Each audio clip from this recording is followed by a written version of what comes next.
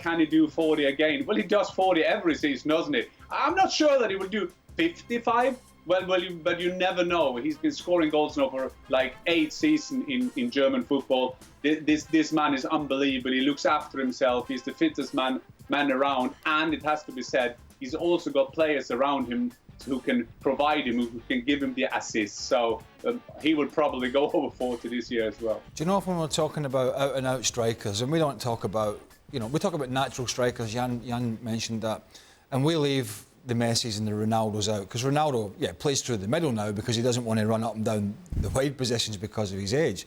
Understandable. But we talk about natural number 9s, and I used to look at Harry Kane, still a great player, still got a big career ahead of him, he's, 27, 28, but I used to look at him and Lewandowski when Kane was really flying, I used to think, oh, what way would you go? But I actually, the more I've watched Lewandowski and the more I've watched Harry Kane, I know he's had some injuries, I actually don't even think it's close now.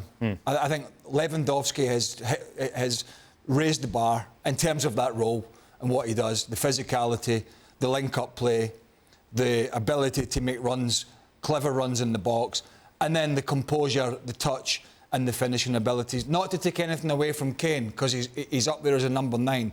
But I think in terms of this role in the current generation, he has raised the bar to another level. The only thing going against him now is as every year goes by, he's obviously, he's not getting any younger. Yep.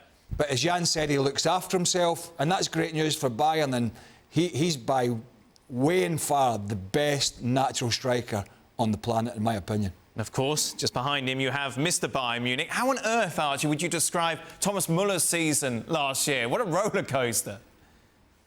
Well, it looked like he was on his way out of the club before Niko Kovac ended up leaving. But then, and I think this has been one of the best things that Hansi Flick has done at Bayern, he managed to get Muller back on side, because it's not just about the role he plays in this space interpreter, Raumdeuter, as they say. It's about what he does and what he brings, particularly in these games behind closed doors. You could hear how much he was giving Bayern that impulse going forward, how he was leading every charge, every press for them.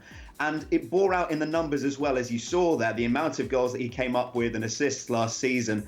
He was on fire. I think it was 21 assists he ended up with. But he's just a huge player for Bayern, bringing that mentality and also being that identification figure for the club's fans as well. But Archie, why was he not on side under Niko Kovac? For people that don't sort of know the story, why couldn't Niko Kovac figure this Muller conundrum out? Because Niko Kovac didn't want to play as an attacking brand of football as Hansi Flick. Niko Kovac was a lot more cautious. And Thomas Muller was not a first-team regular for Kovac either.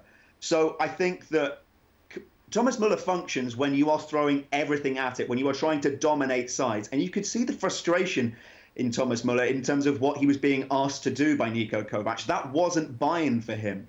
And what we see, I remember as well Thomas Muller's wife complaining on Instagram about him being substituted in a game against Freiburg last season before that, to do with how it wasn't the brightest idea for Niko Kovac to do that. So you could sense the frustration all round about the way he was being used. Never a good idea, is it? Never a good idea. And I love that guy. But I've always said with Thomas Muller, when you watch him play, for a guy that's done so much in the game, the desire to still go out and do it is just incredible. Thanks so much for watching ESPN on YouTube. And for more sports highlights and analysis, be sure to download the ESPN app. And for premium content and live streaming, subscribe to ESPN+.